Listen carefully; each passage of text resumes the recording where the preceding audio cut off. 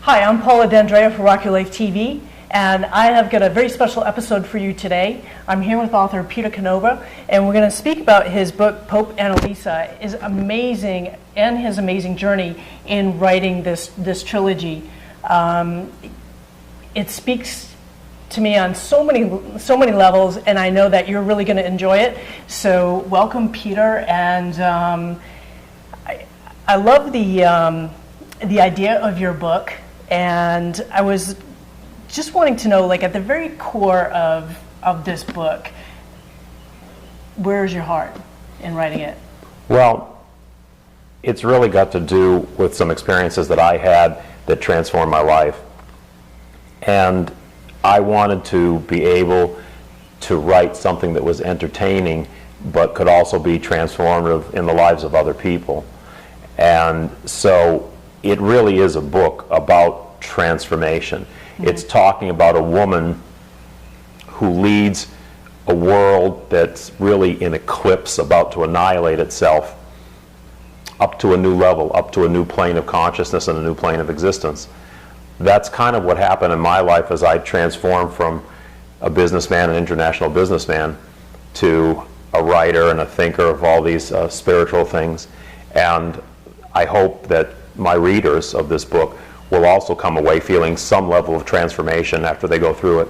Mm-hmm. Cool. And I think that we've had a little bit of a similar journey into maybe our awakening of understanding what energy is about, and in making that transformation out of getting out of a life that we were living that was very, I want to say almost circumstantial, because I think that's at best sometimes we go through life and we adapt to the community that we're in and the life of living the life. But inside there's something that's deeper that, especially for me at an earlier age, I didn't really get it.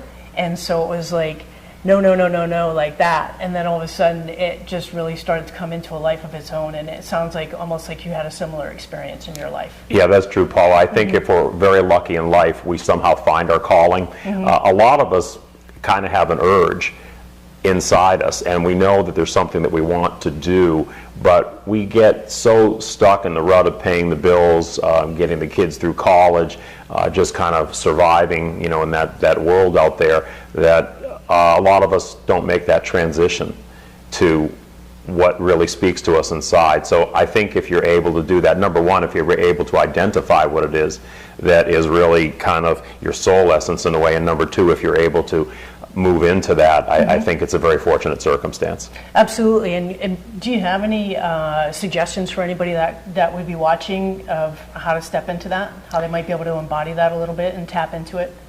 I wish I could. I wish there was a formula for it. I think everybody is unique.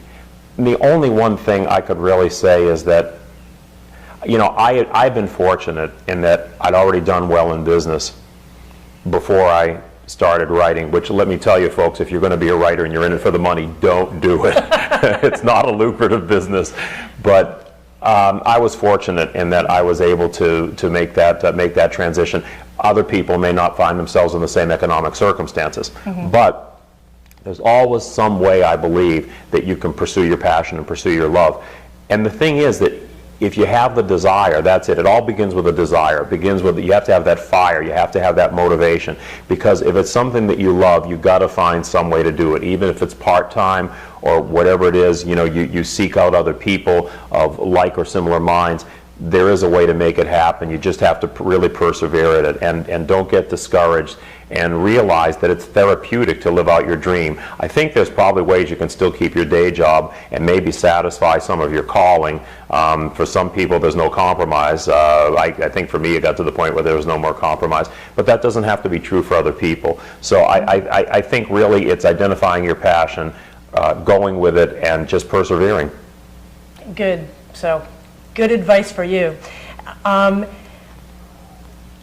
your character in this trilogy, in this book specifically that I'm looking at, is kind of a renegade kind of a character, a bit revolutionary for probably what we've seen in the past. So tell us a little bit about Pope Annalisa. Right.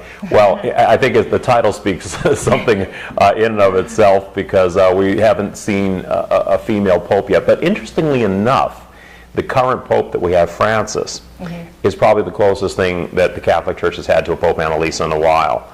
A reform-minded pope who has even questioned the whole dogma of celibacy, and is clearly looking at being a little bit out of the box. And you have to remember that a pope is pretty constrained by 2,000 years of tradition. So to get out of that box for Catholic clergy is not an easy thing to do. But it's very interesting that so many things in the novel Pope Annalisa that was really completed some years ago have really come to pass on a global and geopolitical basis. Times magazine did an article on the book about a year ago on all the different predictions that had come to pass in the book, and I think that the similarity of Pope Annalisa and Pope Francis is one of those things. But I chose an African nun becoming pope, because one of the things I wanted to say was I wanted to demonstrate that spirit can manifest itself through anybody and any person in any circumstance. And one of the least likely circumstances we would have is a nun who would ever become the pope of a Catholic church. And she does that really through the force of her own spirit. She is a special soul, and she has come into this life with a purpose, and she won't stop. That purpose is something that she knows that she owes to the wider community at large, and she has a message of transformation that really is not only helpful to the world, but in the world that she's in, it's absolutely necessary to save that world from its own destruction. Probably about maybe some of the things that we're actually experiencing now, where things are starting to really shift, where older thoughts and paradigms and just are not working anymore. So we're ready for the emergence of more light, of more transformation. What's the biggest gift that Pope Annalisa gave to you? Well, I think for me, I had experiences when I was younger, and they were so vivid, and they altered the course of my life so much. And I realized that thing that you often hear talked about in New Age circles, about how everything is really a unity, and it sounds like a cliche after a while. And it actually is a cliche if you haven't really experienced it. If you understand the intellectual concept of the human community as a unity, not only at let's say, at economic or political level, but at a spiritual level, at an energetic level. And you can hear about it, and it's an intellectual proposition that, a lot of people would probably agree with. At least it's a nice ideal in most people's minds. But in the experience that I had, I experienced it on a plane of existence that pictured itself out in this world and showed me so many things and proved to me in so many ways that this world is just a reflection of a higher world. It's a reflection of a higher energy. And that didn't become an article of faith to me. That became an article of experience to me. I had so many experiences that personally proved to me that this other world exists out there, that it's as real to me as sitting in this room and talking to you. And I did really realize that we absolutely are connected. We are connected at a higher level. We don't recognize it here, because when we come into this earth, we kind of funnel our consciousness down in order to be able to coexist with the sort of material plane. Material existence is a dense form of existence, and we, in order to experience that material existence, we as souls or spirits have to kind of funnel our consciousness down to be able to hack it out here, in effect. Of course, the benefit is you understand what material experience is like, and you get the richness, the complexity, and the suffering of material experience, but you also forget a lot about that higher plane from which you came. The great circumstance is that while you're still in body, if you can open up that portal again and experience both worlds, so that you understand that yes, you are projected into a material existence here, and yet you are projected from somewhere else. You're like a ray of sun, and the sunbeam strikes the earth, but if you can follow that ray back up to its source, you can experience both the source and the end point of it, then that's a gift. And I did experience that, and I wrote this book and some other books in the effort to help other people understand what that was about, so that maybe in their own way they might be able to reach that point themselves. Okay, cool. I like that, and I think it's let's bring it down to that earth level a little bit and say at her core, what is the message that Pope Annalisa has to help people get back through that portal? I think the message is that we have to recognize what shamans recognized maybe 12,000 years ago or more, and that is that two worlds exist side by side. Mm-hmm. There's a material world, and which is the world of form, and there's an energetic world, which is a world of the archetypes or blueprints that establish that form. Mm-hmm. And the shamans were those that could walk between the worlds. They could go to that other side, and they could bring back information that was useful and healing, and use it to benefit the human community. I think that's the message of Pope Annalisa, which is that we have an incredible ability beyond all our beliefs, because we were descended from a higher source of being, and that higher source of being still dwells within us. It is us. We are just that higher source of being projected into animal forms, that we call human beings. But if we recognize that, and we work with it, and we work with these energies, and we cultivate that over our lifetime, things begin to happen to you. It's kind of hard to explain, and it sounds kind of mystical, but when you get on this path, a world starts to open up to you. So, for instance, with me, when I first started realizing and working with these energies, I was working overseas. I was an international businessman, and when I would travel around into Africa or the Far East, I would have people come up to me, literally not knowing me, approaching me in the bush country of Africa or on the streets of Bangkok, Thailand. I'd have a guy with a turban come up to me, and he would start talking to me as if he knew me, and they would be telling me things about my life.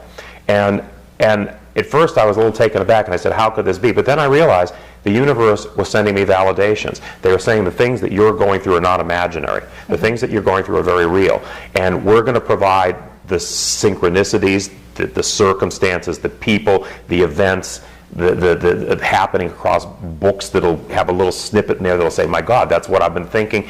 All these kind of things start to happen to you, and they start to validate the fact that you're on a path, and the path is very real, and the path is very transformative. And we as the universe are going to nurse you along. We're going to give your spirit guides, whatever you want to call them. We're going to nurse you along on that path. I get it, and I feel that way by meeting you too. And so I suggest to people here, just be open. Really, if you have any of this inner knowing going on, just let it expand. Just take a nice deep breath, accept it, and let it just open up, because you'll be amazed at how many new paths are going to be open in your life. And I want to refer back to you, Peter, now too, about some of the paths that have opened up for you by following all of the knowing and entering back into a portal that had been closed for you for a while, and just some of the recognition that you've gotten on your book, and some of the great things that are happening for you as a result of you following what is innate for you and answering your calling. Yeah, well, it has been an interesting journey. I've been able to meet a lot of people. I've been on stage with a lot of the top motivational self-help people, the Wayne Dyers, the Barbara Marx Hubbards, and that's all been really interesting. I've gotten into the entertainment industry now. I've signed a couple deals with film producers on one hand and TV producers on the other hand that want to do either feature film or network adaptations of Pope Annalisa, and that's a whole different business. Mm-hmm. Interesting, frustrating at sometimes, but highly interesting. And I've got a chance to connect with a lot of people, because nowadays, in order to promote a book, publishers don't do very much for you. You have to be your own author, your own marketing person, your own PR person. And I've been out on the road for the past couple of years, speaking all over the country. I've been a keynote speaker at organizations like Unity, Centers for Spiritual Living, the Global Alliance for Transformational Entertainment. I've been a keynote speaker at organizations like this, and I've had a chance to get this material out to people. And incidentally, when I say material, this is a fictional book about a woman who becomes the first female pope. But what's really behind it is a lot of ancient spiritual wisdom and quantum physics.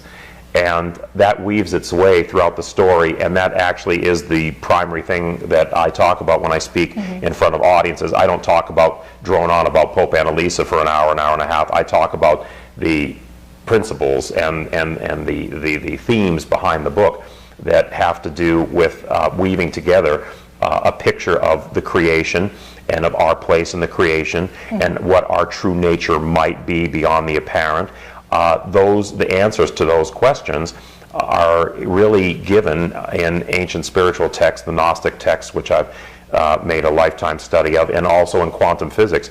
And what I found is that the ancient texts were saying the same things about many of the modern theories of quantum physics, such as the Big Bang, parallel universes, the holographic universe, the nature of light and energy, the interrelationship between energy and matter. All those things were illuminated in these ancient texts, and it just astonished me to see the parallels in modern quantum physics. One of the most astonishing parallels, astonishing visuals, has to do with a recently discovered God particle that they found at the giant particle collider at CERN in Switzerland, and that the God particle was absolutely predicted in very, very graphic images in 2,000-year-old Gnostic texts. So the point is that it has allowed me to get out and give this information to people and give it to them in a way that is not just kind of like your new agey, okay, here's my channeled information for you folks. I'm a Capricorn, incidentally, and most of that stuff doesn't fly with me, so I don't expect it to fly with my audience.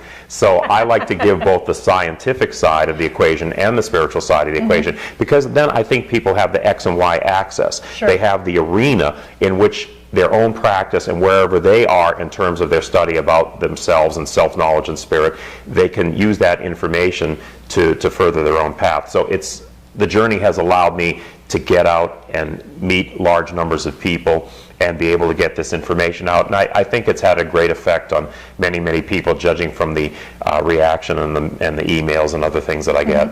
And so what is, if you find from people's feedback and the reactions and so forth, what's the theme that they're really, really relating to? One of the things that I mention in my talks, and it's woven in quite consistently through the book, has to do with the whole idea of male and female. Now, by male and female, I'm not referring to the sexes. I'm referring to an energetic principle, which is that there's one energy, there's one source of energy that really is everything. And yet that one energy source has different aspects to it, and it has different aspects to it because if it was one energy source, it would be static. If it sort of divides itself into different aspects, it can create motion and interchange, or at least the illusion of motion and interchange, so that the one divided itself into this yin and yang, this male and female principle. And those energies carry on down right through this world, right even into our own body structures, because we have, of course, the right and the left brain. And the left brain typically being your more visionary, creative, artistic side, the right brain being more your, the right brain being your more visual, artistic, and creative side, and the left brain being more your analytical side. So that in right brain thinking, we see the whole. In left brain thinking, we look for the parts within the whole, to analyze the parts of the whole. And I think that's an important principle that gets back to something we talked about earlier, which is how can this information help people in their path? I think the story of the coming age is that when human spirit first entered and projected itself into the material world, we were still closer to our spiritual source. So our ancient ancestors would have almost dreamed their way through this world. They were closer to the source of spirit, which birthed them into materiality, and they would live more in rhythm with the pulsations of spirit and the earth and so forth. After we found ourselves over a period of time in material forms, we had to start getting realistic. We had saber-toothed tiger chasing us around for lunch. We had harsh weather, climatic conditions that we had to cope with in ancient times. We had to gather food. We had to eat. We had to feed our bodies. And so we had to sort of analyze the world and know what it was all about and develop survival strategies. That analytical part of us is the left brain. That's the male way of thinking. So where we started off with more of a spiritual or female side, it was more eclipsed in living in the material world by the male side, and we've had that male dominance for many years now.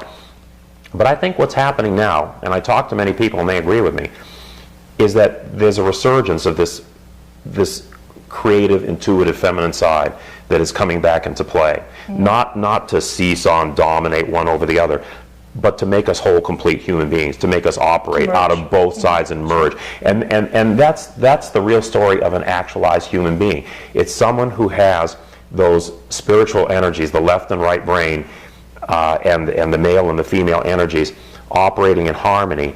And when we do that, as Jesus said, when the two become one, then we can move mountains. So, if you want to have a little analogy about how to help you in your practice, you have to have two things if you really want to elevate your consciousness.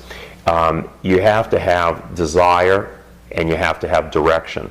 And so if you think of the analogy of a rocket ship, that the rocket fuel that lifts off, that's the desire, that's the female creative part of us. But you also have the guidance system, which directs you once you have liftoff, and that's the male part of you. That's the analytical guidance system. So without the female part, we never get liftoff. Without the male part, we get liftoff, but we go around in circles because we don't have direction.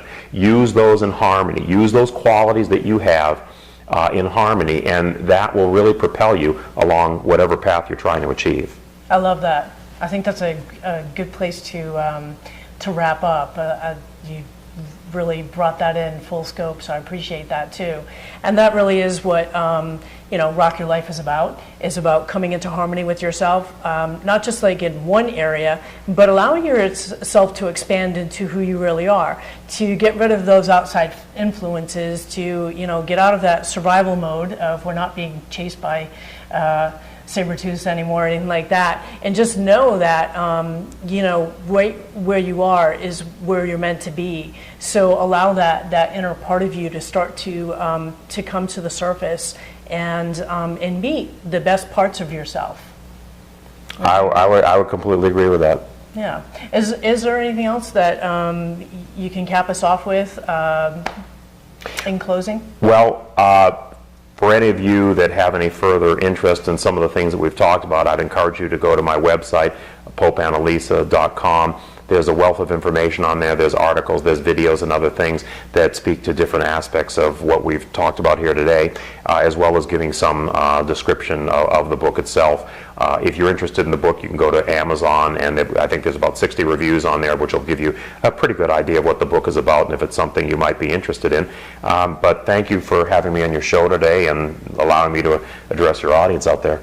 Absolutely. Thank you so much, Peter. It's been an absolute pleasure to meet you and to listen to you and share with Rock Your Life TV viewers a scope of things to come and the path that we're all heading down eventually. So really, just if you aren't used to that intuitive aspect of yourself, of the light that really is within you, just maybe visit Peter's site and start to get yourself familiar with it, so that once you start doing that and kind of getting a little bit more familiar with some of the themes and the energy of it, that will make your journey that much more graceful and just easier to follow. And if you'd like some personal assistance on that, you can always contact me, Paula at pauladandrea.com, and I'd be happy to give you a breakthrough experience to start expanding into that whole part of you and bring you into better harmony. So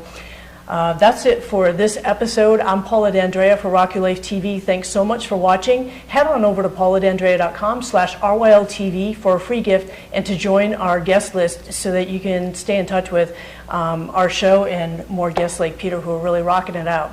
Thanks so much for watching.